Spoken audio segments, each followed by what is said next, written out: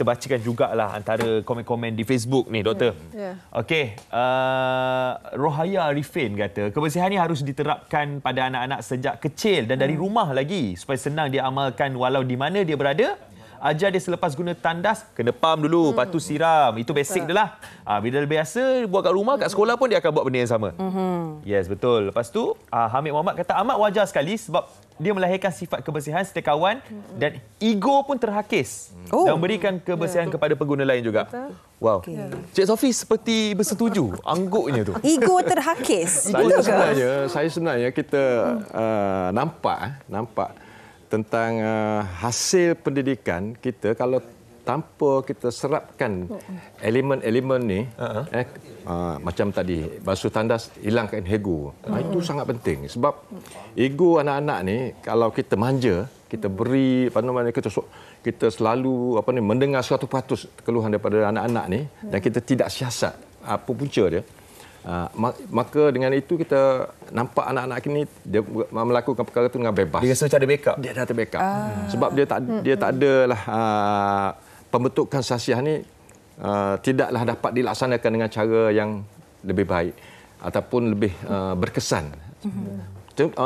Cuci tandas pada saya lah kalau diamalkan di rumah dan dia bawa ke sekolah dan rakan-rakan dia menyokong ataupun anak-anak lain menyokong, sekolah dapat menjimatkan kos yang paling kita dapati dalam PIBG lah.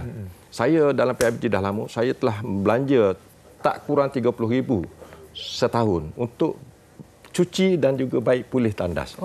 Apa tak kalau kos tu 30,000 tu kita guna untuk pendidikan ataupun pembentukan sasiah ataupun lain-lain perkara yang boleh melahirkan anak-anak. Mewujudkan fasiliti lain daripada digunakan untuk membersihkan tandas bulat-bulatnya. Perspektif Dr. Nora bagaimana? Mungkin kita rasa sedikit trigger ataupun tersentak sebagai bapa kalau kita meletakkan angle membersihkan tandas ini sebagai satu hukuman. Jadi mungkin ada cara yang lain supaya kita melihat murid-murid ada rutin mencuci tandas, ada roster sendiri sebagai satu yang membentuk sasiah dan perkara yang diraikan daripada dikecam. Doktor? Sebenarnya saya fikir ini lagi segi persepsi di rumah juga. Menganggap bahawa tandas itu tempat yang kotor dan tidak boleh dilibatkan kanak-kanak. Sebab itulah bila kanak-kanak ni didenda mencuci tandas, so sebenarnya kita tak naklah kata tandas sebagai tempat denda. Kita nak menghargai tandas ni macam mana kita sukakan kantin, tempat makan kan macam mana kita nak buat dengan tandas So kita kena tukar persepsi ni. So sebenarnya pun mungkin wajar kita wujudkan pengawas di tandas untuk menjaga kebersihan tandas ni Jadi semua orang ataupun setiap kelas dia ada rotate lah. Ikut turn. Jadual untuk menjaga tandas ni. Benda-benda simple saja. Yang jadi isu adalah apabila persepsi ibu bapa yang ingatkan anak ni memberus, beria sangatlah sampai kotor, ambil masa yang lama di tandas kan, itu mungkin salah satu benda yang menjadi isu lah sebenarnya. Sebenarnya kita mendidik kanak-kanak ni mencuci tandas satu value yang baik sebenarnya. Betul. Dan perkara itu bukan saja digunakan sewaktu kita kecil kat sekolah. Dan benda itu membawa sampai kita besar untuk kita didik pula anak-anak kita generasi baru zaman sekarang ni. Kita boleh orang kata bagi contohlah. Tapi ada satu komen dekat Instagram yang kita nak paparkan sekarang ni. Jom kita tengok komennya. Alright. Okey. Daripada seorang pelakon Edika Yusof. It is a very good idea. Sepatutnya dipupuk di rumah lagi. Di Jepun dah lama diamalkan. Sekolah adalah rumah kedua kepada memurid. Apa salahnya bagi kesedaran kepada memurid sebab tandas mereka yang gunakan ini kesedaran civic yang baik supaya manusia juga jaga kebersihan amalan bersama yang dituntut semua agama. Betul. Dan Aisyah pula kata sokong sangat kalau boleh praktikan juga menjaga kebersihan seluruh sekolah. Adakan satu hari untuk kita bersihkan tandas dan sekretarian sekolah. Gotong royong lah ceritanya. Bila sudah biasa menjaga kebersihan sekolah, pastinya akan rasa tanggungjawab. Betul. Bila kita dah biasa buat, benda tu akan jadi tanggungjawab. Bila tak biasa buat tu, yang benda tu menjadi masalah. Saya berpegang pada satu falsafah lah. Kalau kita nak buat sesuatu yang, kita nak dapat hasil yang luar biasa, kita kena buat sesuatu yang luar biasa. Kalau kita buat perkara biasa-biasa, kita akan dapat hasil yang biasa-biasa. Sekarang ni kita dalam keadaan zon selesa. Dengan keadaan tanah kotor, kita rasa selesa. Walaupun kotor, walaupun anak kita buat perkara, kita rasa selesa. Maknanya tidak ada tindakan ataupun pendekatan daripada kita untuk mengubah benda tu. Jadi kalau kita nak sesuatu yang luar biasa, kita nak nampakkan anak-anak ini menjaga kebersihan, itu adalah satu tanggungjawab yang sangat besar. Jadi kita kena ubah budaya kita. Kita kadang-kadang kita sokong, kita setuju dengan apa yang diamalkan di Jepun dan kita tengok hasil daripada anak-anak di Jepun. Kita sangat-sangat bangga dengan anak-anak Jepun. Tapi bila letak pada diri kita balik, kita cuma angguk kepala dan kita akui dia bagus, tapi kita tak nak tiru.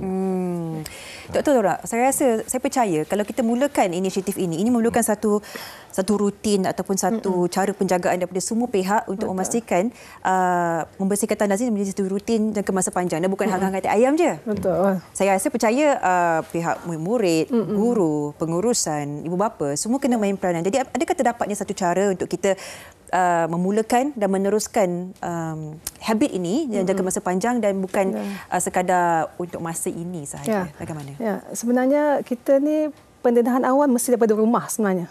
Kita sendiri ibu bapa, bila anak kita kecil tu, kita pun dia nampak kita buat kerja. Macam mana dia nampak kita memasak di rumah. Begitu juga dia pun nampak kita pun ada masanya mencuci tandas. Betul. Kita kasih letak wangian, kita hias tandas dengan sebaiknya.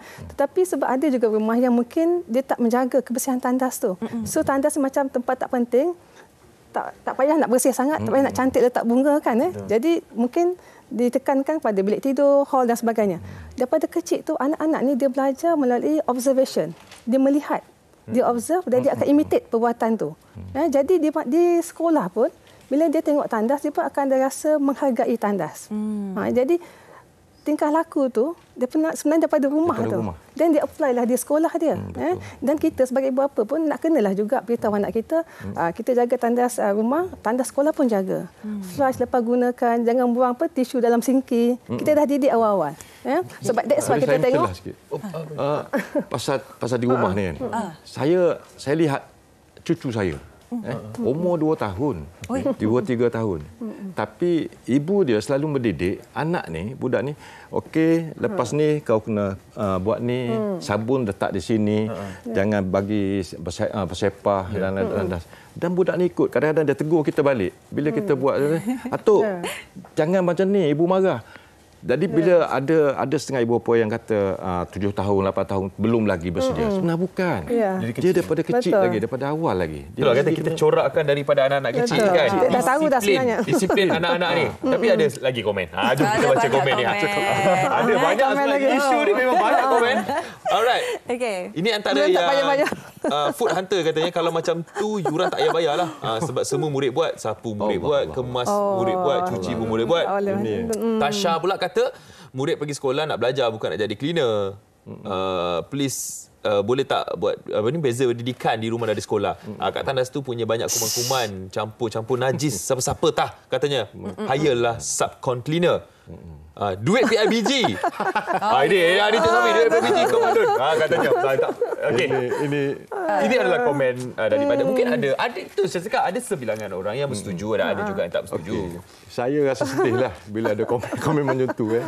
Sebenarnya duit PIBG, saya nak beritahulah, kadang-kadang kita belanja sampai macam tadi saya kata 30,000 setahun sebab mak bapak datang ke Mesyuarat Agung PIBG dan selalu komen tentang tandas dan disalahkan pihak sekolah. Sedangkan yang melakukan tu, yang merosakkan tu adalah anak-anak mereka. Tapi yalah, ini adalah budaya kita. Masyarakat kita pemikiran dia macam tu. Bila PIBG nak naik sumbangan RM5 pun dia harga garam, harga gula, harga bawang, semua dia ungkit naik harga. Tapi sumbangan PIBG RM50 setahun. Dia menyumbang, sebenarnya dia memberi satu sedekah untuk keberkatan anak dia belajar. Sebab bukan yuran tau, sumbangan.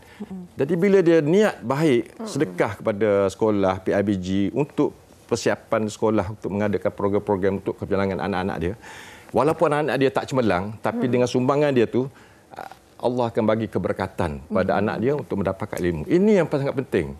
Bila dia bangkitkan tentang sumbangan PIBG, macam bila cuci tandas tak payah bayar sumbangan PIBG, bukan masalah itu. Masalahnya duit dia kadang-kadang kita wasted. Kita belanja, macam kita ambil duit, taruh dalam mangkuk tandas. Flush masuk dalam. Saya percaya mindset tu di mana kita membersihkan tandas sekolah adalah tidak sama dengan membersihkan tandas awam. Sebab itu di mana anak-anak kita menuntut pengajian, belajar, menghabiskan satu jumlah masa yang sangat-sangat tinggi di sana. Dia mungkin perspektif dia kena berubah sikit.